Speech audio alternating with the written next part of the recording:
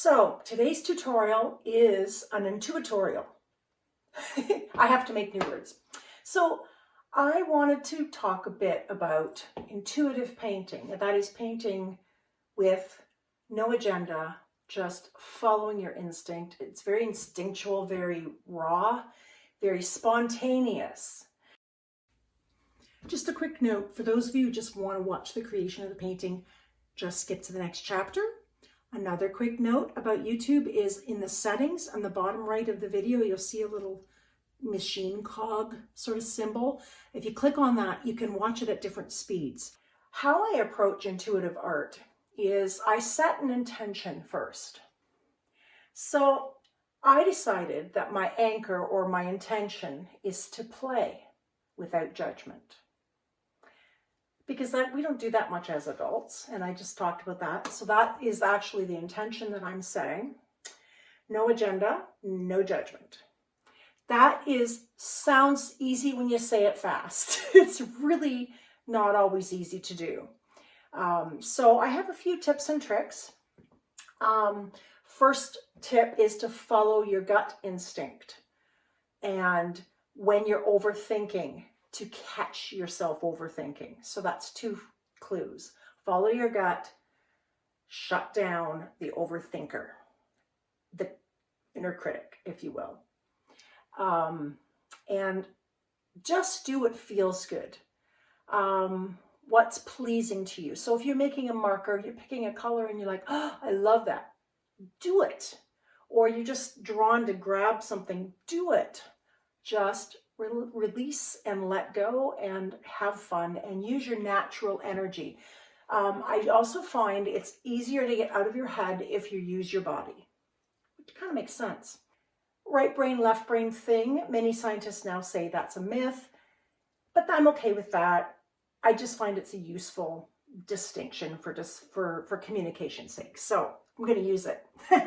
But the right brain is more responsible for movement, for kinetics, and less responsible for the thinking and the words and the judgments. So we want to try and encourage right brain existence when we're painting intuitively, because that's really good for us and it really helps.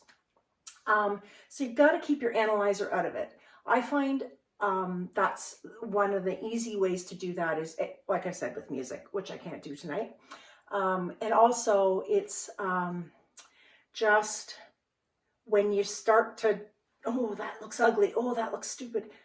Just tell yourself in your brain, and you can even say it out loud. Just say, stop, stop.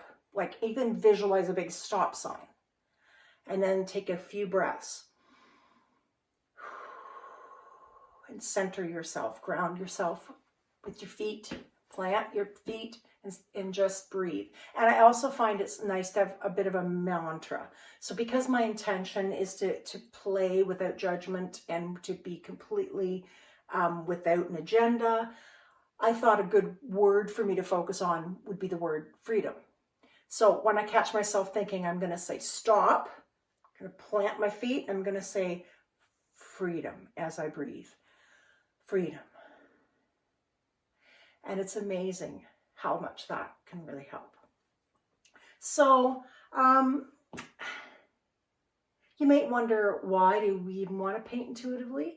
A lot of the things that are in our subconscious mind, whether they're images or feelings or senses, whatever it is, those things will come out when we create without an agenda. They just will.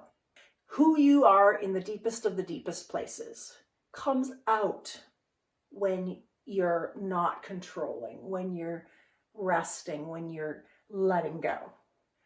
Because as I've often said, the magic happens when you let go. And that's what the magic is. It comes from deep inside of us, the part of us that we're not even aware of.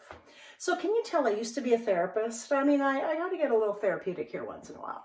So this is just good for us, okay? And really, really, really know that this is not, we're not trying to create good art. You might end up with great art. In fact, the more you do this, the more likely that's going to be the case. Whoops, I've dropped something. But you might not end up with great art, but it might have meaning for you. or the experience, the process was meaningful for you. That is absolutely valid. You don't have to always paint wall-worthy art. In fact, I think we get so caught up in our goals and if it's not something I can sell, it's not worth doing. That's such a load of malarkey. It's really, really not that. Art is just healing and wonderful. So I feel like I've been talking a lot. I got to start painting. So what I've done is I've just put out a lot of supplies. So I'm actually going to take you off and I'm going to show you. When you're creating spontaneously, you kind of have to have everything handy. So I've got my brushes, a lot of various weird things. My color wheel's there just for reference, all kinds of stuff. You don't need these. You just need to have what you have handy. So another, some paint, some mark making tools, water and a spray bottle.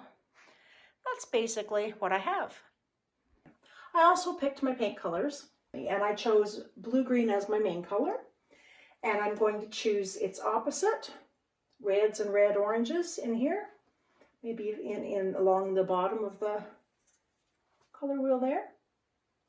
And the reason I chose those particular colors, and I'll add like brown or black or other things as well, and lots of white, but I chose those because I never paint with those colors. Like I'm almost always in the blue greens or the purples or the pinks, and you know that because you've seen a lot of my tutorials, I hope. So I wanted to paint with reds and oranges, but complement to that, like because I don't ever usually do that. So I thought, let's do something different because I paint intuitively a lot. So I wanted this video to be something different for me as well, and so that I wouldn't feel too comfortable either, and I would just have to let go and be intuitive. So all of that being said, let's get into it. See what I did there? Just going to that freedom.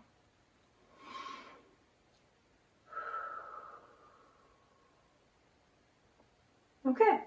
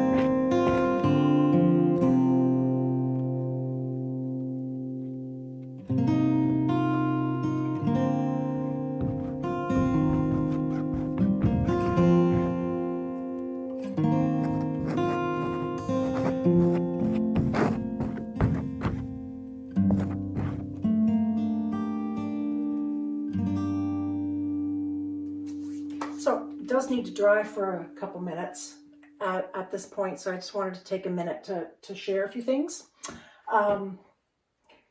So remember how I said no judgment? Right now, I think this is an ugly teenage girl stage. I shouldn't say that. Remember in school though, with that awkward age where, you know, you weren't quite a woman and you weren't quite beautiful yet, and you're just a little awkward. So this is my awkward teenage painting. Adolescent painting, maybe. So, you know, I just went for it with scribbles and marks. I've done that before, but not very often, only 2 or 3 times. So often when you do that, it gets kind of busy, and that always makes me go, but that's okay, because it can start out busy and we can edit later. But yeah, so I'm not immune. I struggle when I'm trying to be intuitive. I struggle to, you know, not sort of start judging and doubting and doing all those things. So it's all good. There are some interesting things happening. I'll actually take you for a little tour.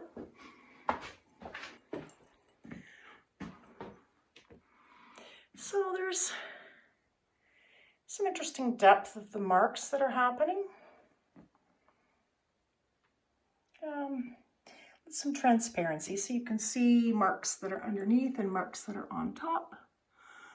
The brown made me unhappy, and I never use brown, but that's why I chose to use it, because I never use it, so that is why. So, you know, awkward adolescent painting. We're 38 minutes in, guys, but that's including all my yapping at the beginning, so we're not doing too bad. Okay. Spray bottle. I might do some diagonal sprays. Haven't done that yet.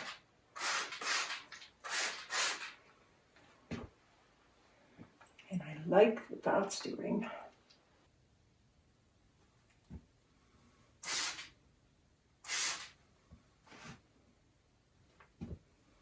This is when the artistic easel comes in handy, because I can leave it in any position. Couldn't do that with a normal easel. You'd have to hang on to it. Okay, now I want to have little lines the other way, a little bit.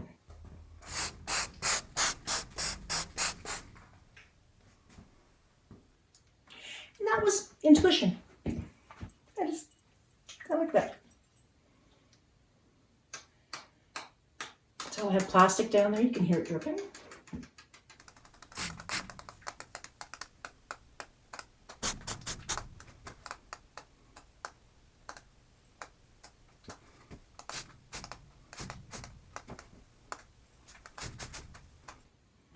Just checking my tea to see if I got drips of paint in it. I don't think I did.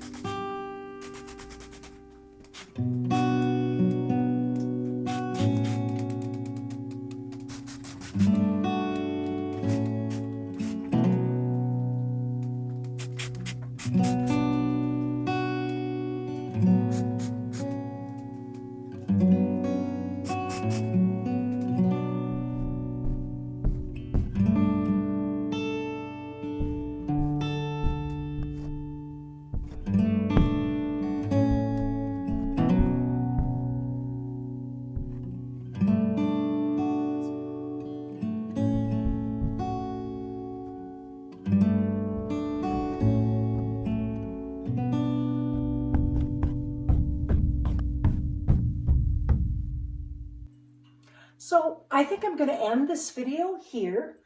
Just so you know, this is a wonderful intuitive painting. It will probably be developed further, but it's cool. I think it's a beginning of something cool. So this is certainly the intuitive part of my process. But I can't really do anything else because it'll just mix. And if you've painted with acrylic, well, it does dry pretty quick, but I've used ink and water a lot, so it's not going to be dry for a bit. And anything I do from this point on is going to be a little more intentional. So I start out intuitive and then I become more intentional. So if you get value from watching my videos and you don't want to miss any of my content, don't forget to like and subscribe and maybe hit that little bell and you'll get notified whenever I create a new video. So peace and love to you all. Thanks for being here. Bye. Thank you.